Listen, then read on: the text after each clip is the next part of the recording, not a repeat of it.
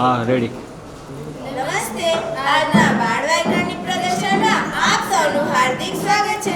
અમારો વિભાગ 3 natural farming કુદરતી ખેતી. અહીં અમે આ ખાતર બનાવવામાં ગાયનું ગૌમૂત્ર, ગાયનું છાણ, ગળ તથા આકડાનો ઉપયોગ કર્યો છે.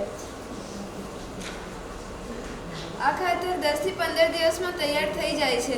અહીં અમે આ એક બોટલમાં આ ખાતર ગાળીને મૂક્યું છે અને એક બોટલમાં સાદું પાણી ભર્યું છે. જ્યારે બંનેના નળ ચાલુ કરવામાં આવે ત્યારે બંને મિશ્ર થઈને ખેતરમાં જાય છે. અહીં અમે આ ખાતર જંતુનાશક તરીકે પણ ઉપયોગ કરી શકીએ છીએ. આંકડામાંથી સલ્ફર અને પોટેશિયમ ખૂબ જ સારા પ્રમાણમાં મળે છે.